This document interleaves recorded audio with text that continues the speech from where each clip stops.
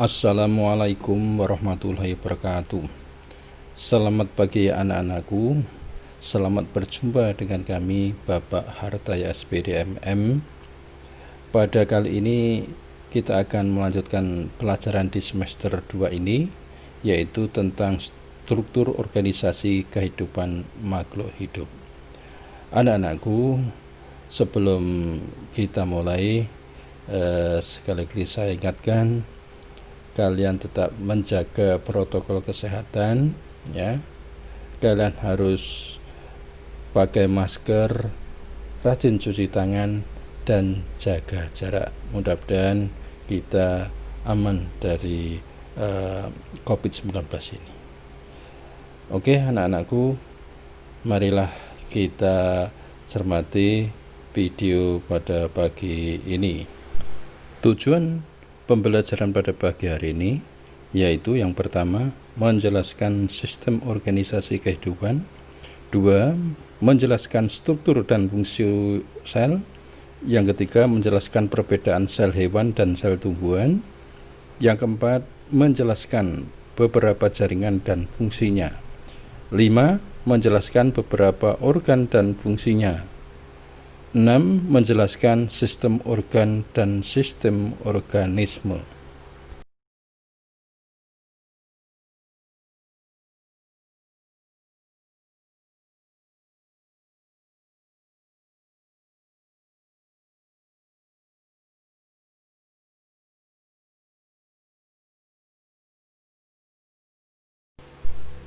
Struktur organisasi kehidupan. Perhatikan gambar berikut. Manusia merupakan salah satu contoh organisme. Organisme tersusun oleh beberapa sistem organ. Di antaranya pada gambar ini sistem pencernaan. Nah, sistem pencernaan tersusun oleh dari berbagai organ. Contohnya adalah hati. Kemudian hati sebagai organ, dan organ disusun oleh berbagai jaringan, di antaranya ada jaringan hati, ya, ada jaringan otot dan lain-lain. Jaringan-jaringan ini sebenarnya disusun oleh sel. Ya, jadi disusun oleh sel, sehingga kalau kalian menyebutkan struktur organisasi kehidupan secara urut, dari yang paling sederhana adalah dimulai dari sel, kemudian sel-sel yang sama akan bekerja membentuk jaringan. Jaringan yang satu akan membentuk suatu organ. Organ satu dengan organ lainnya akan membentuk sistem organ. Kemudian sistem organ satu dengan lainnya akan membentuk organisme. Sel. Nah, Robert Hooke mengamati sayatan gabus, terdapat ruangan kecil berderet, dan menurut Robert Hooke ruangan inilah disebut dengan sel. Skeldon dan Sigman menyatakan semua organisme tersusun atas sel. Jadi sel adalah unit terkecil penyusun suatu makhluk hidup. Berdasarkan ada tidaknya membran inti, sel ada dua macam, yaitu sel prokariotik, yaitu sel yang tidak memiliki membran inti, misalnya bakteri dan alga biru. Yang kedua adalah sel eukariotik, yaitu sel yang memiliki membran inti, ya, sel yang memiliki membran inti, misalnya protozoa, fungi, hewan, dan tumbuhan. Berdasarkan banyaknya sel yang menyusun tubuh, organisme dibedakan menjadi dua. Yang pertama adalah organisme uniseluler, terdiri atas satu sel, dan semua aktivitas hidup dilakukan oleh sel itu sendiri. Contohnya bakteri, protozoa, dan alga. Kemudian yang kedua adalah organisme multiseluler. Ini terdiri atas banyak sel. Kemudian ada pembagian tugas untuk setiap organ, dan aktivitas hidup dilakukan oleh organ tertentu. Contohnya adalah tumbuhan dan hewan. Kita akan mengamati sel tumbuhan Rhodes color seperti yang terdapat pada buku paket. Ya, tumbuhan ini sering disebut tanaman Adam dan Hawa. Dan ini diambil sayatan yang warna tipis, yang warnanya ungu, kemudian diamati di mikroskop. Nah, setelah kalian mengamati dengan baik, kalian akan menemukan seperti ini. Kalian harus telaten dan teliti ketika menggunakan mikroskop sehingga akan nampak sel-selnya. Pada sel dan Rhodes color ini akan ditemukan adanya kloroflas, kemudian ada stomata, ada celah stomata, ada sel penutup, dan ada sel tetangga. Jadi ini adalah satu sel. Jadi ini adalah beberapa sel. Dan jika kalian beruntung akan menemukan ada stomatanya seperti ini. Karena sedang PJJ, meskipun kalian tidak mengamati secara langsung, setidaknya kalian bisa memiliki gambarannya tentang bagaimana pengamatan tumbuhan Rhodes color ini. Kemudian berikutnya adalah pengamatan sel bawang merah. Jadi bawang merah ini diambil kulit tipisnya lalu diletakkan pada kaca benda, ditetes air dan ditutup dengan kaca penutup, diamati dengan mikroskop, nanti akan nampak seperti ini. Jadi ini adalah sel epidermis bawang merah. Di sini ada inti sel, kemudian ada dinding selnya, dan ada cairannya. Kemudian pengamatan sel epitel pipi manusia. Kalian butuhkan cotton bud, kemudian buka mulutnya, diusapkan perlahan bagian pipi bagian dalam, kemudian kalian oleskan di kaca benda, kemudian tetesi air dan ditutup dengan kaca penutup sehingga akan teramati seperti ini. Sel tumbuhan ini adalah gambar sel tumbuhan. Kalian bisa membuat tiruan daripada sel ini menggunakan styrofoam atau menggunakan plastisin. Mungkin ini bisa menjadikan tugas kalian. Kalian harus mengenali dari organel sel. Ya. Sekarang bagian-bagian dari sel tumbuhan yaitu kloroplas, yang kedua mitokondria, yang ketiga sitoplasma, yang keempat retikulum endoplasma atau RE, yang kelima inti sel atau nukleus, yang keenam anak inti atau nukleus, nomor 7 membran inti, nomor 8 dinding sel, dan nomor 9 itu adalah RE halus, nomor 10 ribosom. Kemudian yang berikutnya yang nomor 11 adalah badan Golgi. Kemudian yang nomor 12 peroksisom, ke-13 membran plasma, dan 14 vakuola. Nih pada tumbuhan ini vakuolanya besar. Ya, sudah jelas anak-anak. Ya, kita akan lanjut pada sel hewan. Sama dengan sel tumbuhan, hewan atau sel hewan ini terdiri dari beberapa. Yang pertama adalah inti sel atau nukleus, yang kedua anak inti atau nukleolus, yang ketiga adalah benang kromatin. Ya. Kemudian yang keempat adalah lubang nukleus, yang kelima adalah membran inti, kemudian yang keenam adalah badan Golgi, yang ketujuh adalah sentriol, yang kedelapan ribosom bebas, 9 RE halus, yang ke-10 lisosom, yang ke-11 mikrotubulus, yang ke-12 sitoplasma, yang ke-13 mitokondria, kemudian yang ke-14 retikulum endoplasma atau Re kasar. Kemudian 15 ribosom. Yang ke-16 adalah membran plasma. Nah, manusia sendiri tersusun dari jutaan sel atau miliaran sel. Satu sel itu tersusun dari organel-organel seperti ini. Disinilah kita patut bersyukur dan mengakui kebesaran Sang Maha Pencipta. Kita akan menjelaskan beberapa organ yang sering ditanyakan di soal-soal. Yang pertama adalah membran plasma. Tersusun dari bahan lemak dan protein.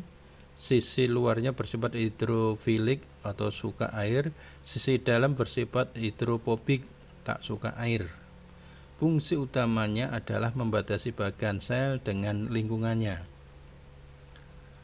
Fungsi lainnya adalah tempat keluar masuknya ion, molekul, serta senyawa lain dari ke dalam sel, memberi bentuk dan kelenturan sel.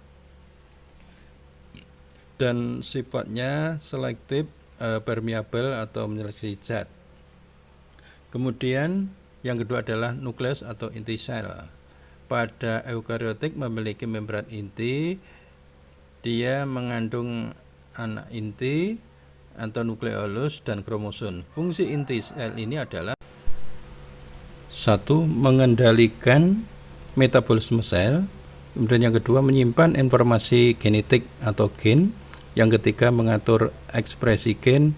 Yang keempat tempat terjadinya replikasi dan transkripsi. Yang kelima mengatur segala aktivitas sel. Berikutnya adalah sitoplasma.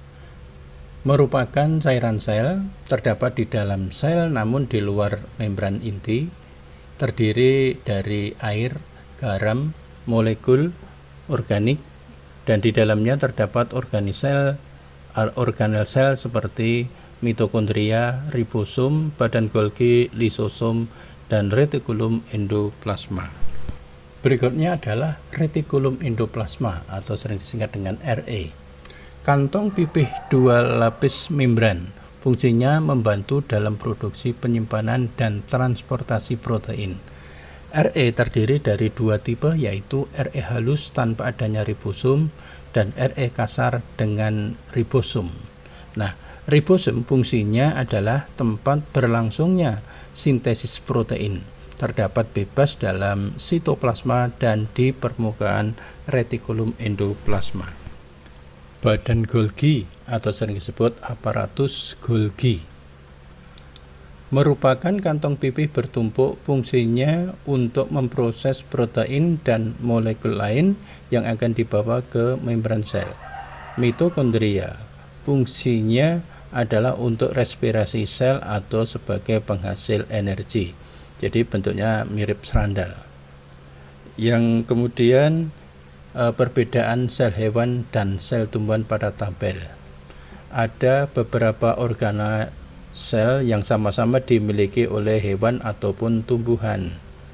Nukleus, ya, fungsinya sebagai reproduksi. Fungsinya di sel sebelumnya ada di hewan, ada di tumbuhan. Nukleolus atau ada di tumbuhan dan hewan. Ribosom ada di hewan atau di tumbuhan. RE halus di hewan ada, juga di tumbuhan juga ada. Kemudian RE kasar di hewan ada, di tumbuhan ada. Badan Golgi di hewan ada, juga di tumbuhan ada. Mitokondria untuk hewan ada dan tumbuhan juga ada. Kemudian vakuola, ya. Jadi hewan ada, tumbuhan ada. Di tumbuhan itu besar, di hewan kecil. Kemudian lisosom, ya, ini adanya di hewan saja. Kloroplas adanya di tumbuhan saja. Kemudian dinding sel adanya di tumbuhan. Sentriol ini di hewan dan di tumbuhan ada. Kemudian sentriol ini Di hewan ada, tapi di tumbuhan tidak ada. Ya. Gambar pengamatan jaringan tumbuhan. Sesuai dengan buku siswa, kita akan mengamati organ tumbuhan. Di sini contohnya adalah daun. Saya gunakan daun jagung. Daun jagung disayat tipis, kemudian diletakkan di kaca objek, ditutup dengan kaca penutup, lalu diamati dengan mikroskop. Maka di laboratorium bisa menggunakan infrared awatan. Ya, akan nampak di bawah mikroskop seperti ini. Nah, ini tersusun ada stoma atau stomata, kemudian ada phloem, kemudian di sini ada xilem, kemudian stomata. Pinggir-pinggirnya ini adalah kuat sel atau sel penjaga. Yang ungu ini adalah lapisan kutikula, kemudian lapisan epidermis itu atas, dan ada lapisan epidermis bawah, dan ini adalah mesofil.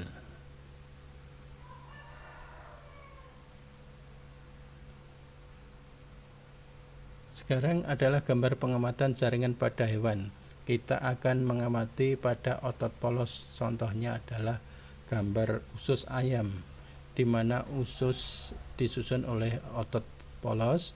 Namun kalau di mikroskop menggunakan preparat awetan, jaringan otot polos. Setelah diamati akan ditemukan seperti ini. Di situ ada inti sel, kemudian ada sitoplasma, dan ada membran sel.